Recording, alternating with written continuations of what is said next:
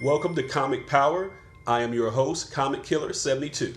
This segment today is called Wicked Wednesday. If you didn't know, Wednesday is the new release for new comics that come out every week. These are my recommendations for the best books to pick up on Wednesday. I will also name one book to be the speculation pick of the week. The comic industry is giving us some very strong selections every week, and this week is no exception. First up, DC is giving us Deathstroke #1. His latest mission is in war-torn Africa. As the inspiration for Deadpool, you would think that Deathstroke would be more popular. Maybe that will change if DC puts him in the movies, say as a Batman villain or something like that. Next up is Action Comics number 962. I haven't been following this title lately, but this badass cover of Superman fighting Doomsday really sells it. DC is keeping the numbering on Detective and Action Comics because they have big plans for issue 1000 of both, but we're about 2 or 3 years away from that event. Next up is Hellblazer #1. This character has his roots in the Swamp Thing, so it's only natural for them to bring the Swamp Thing back and cross them over, and that's what's happening here. And by the way, DC is having an excellent summer. They have surpassed Marvel as the #1 publisher in comics. In summer of 2015, Marvel had about a 40% share of the comic pie.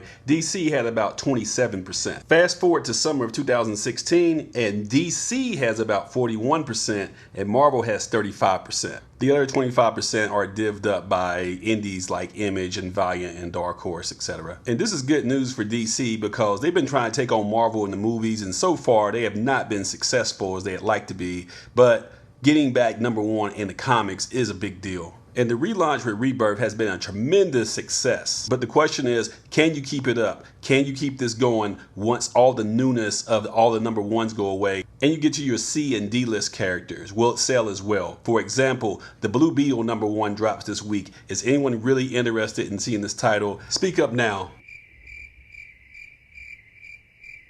That's what I thought. Now let's see what Marvel is doing this week. First up is Captain America Steve Rogers #2, which is going to a second printing. This is the follow-up to that controversial story in which Steve Rogers was determined to be a Hydra agent all this time. Casual fans lost their damn mind, but they don't understand this is comics where anything can happen. And the writers will take you on a voyage, and they'll set everything back to the status quo at the end of the story arc. Take a chill pill. Captain America is not a Nazi or a Hydra agent, okay?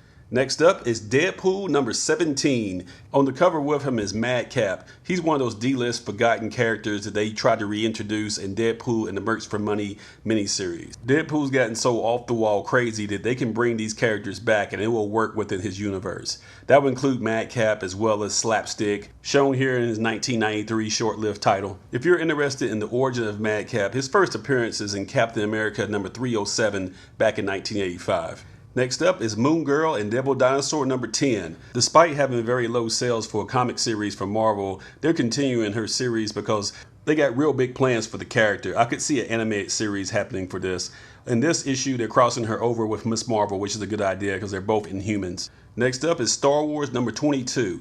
You should be collecting all the Star Wars and Darth Vader comics when they come out. They're introducing new characters which may appear in the movies later. In addition, the artwork and the writing from Jason Aaron is just fantastic. They're also continuing the action figure variants. They're all done by one artist, John Tyler Christopher, shown here. He's a tremendous artist, and they're keeping him busy. Whenever you see this style, it's always him. I don't think he's doing anything these days except for drawing these type of covers. You can buy product directly from him at his website shown here. Let me close on Marvel with Nighthawk #4. Now let me be clear, I am not recommending this title. This is actually a criticism of Marvel of producing titles that nobody really cares about, but they put out anyway. Instead of getting Marvel's D-list characters, take that extra money and follow an action hero like Bloodshot, which is much better. Getting Valiant's A-list star is better than getting Marvel's D-list reject. So you know what that means. Next up is our report on independent comics and small publishers.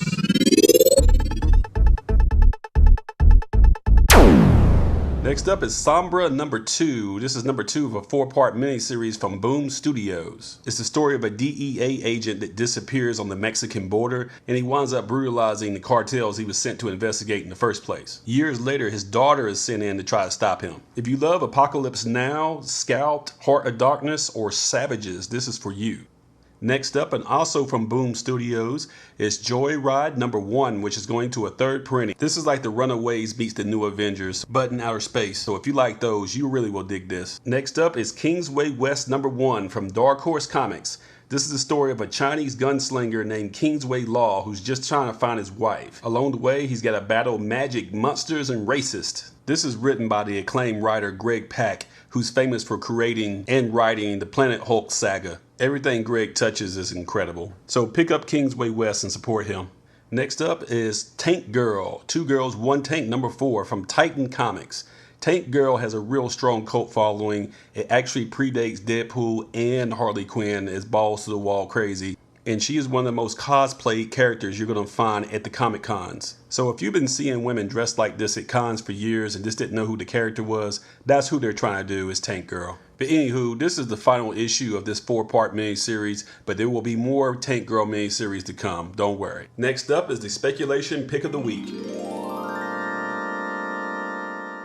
And that's going to be Generation Zero number 1 from Valiant Comics. If you check the pre-sales on eBay, you're going to see that this has been selling out big before they even hit the shelf. It's a group of teenage superheroes that help other teens that have problems. The urban legend goes, you set your chat app to channel to 0 and then just start talking about what your problem is. If they're interested, they'll come to you. So I guess Generation Zero is sort of like the A-Team. They have the same origin as Bloodshot, being experiments of Project Rising Spirit. This is Valiant's equivalent of the Weapon Plus program in Marvel. So they're superpowered teens on the run who try to do some good in the world. In the Valiant universe, it's not called mutants, they're called psiots. But it's the same idea. Their latent powers start to manifest themselves around puberty. In terms of speculation, you see there are several awesome covers. This 1 in 40 variant is going to be very, very hard to find. Their first appearance is in Harbinger Wars number 1 back in 2012, so you might want to pick this up. Your local comic book store may even have it in the dollar bin. So even if you never bought a Valiant book in your life,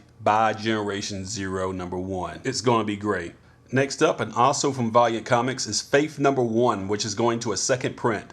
This is the full-figured superhero that you just don't see in comics. Retailers keep underestimating it, but it keeps on selling out. Also dropping this week is Faith number 2, where she takes on her first supervillain. She's been fighting common criminals up to this point. A lot of people tell me they don't follow Valiant Comics because they don't understand what's going on. Well, all that's changed because you have the Valiant Universe Handbook number 1. It costs $3 and it explains everything that's going on in the Valiant Universe. So pick it up.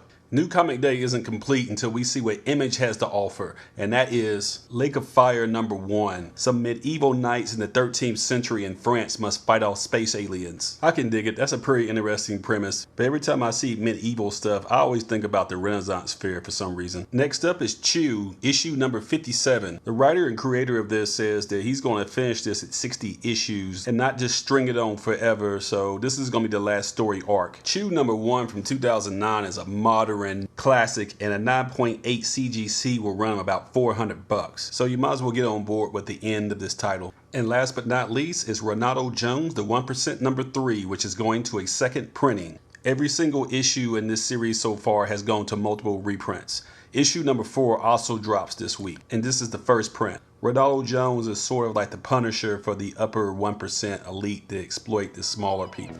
That's about it for today. Thank you for watching Wicked Wednesday, where I review all the new comic books for a new comic day. Be sure to follow my blog at comicpower.net. On social media, follow me at facebook.com/comicpower.net and comicpower-universe.tumblr.com. And don't forget twitter.com/comicpowersub. I also sell comics on eBay at this link. This is Comic Killer 72 for Comic Power saying bye-bye.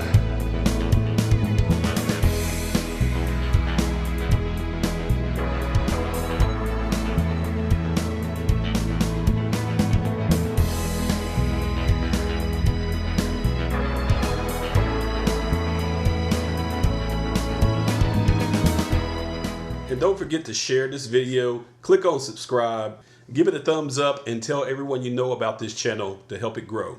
Thank you for your support.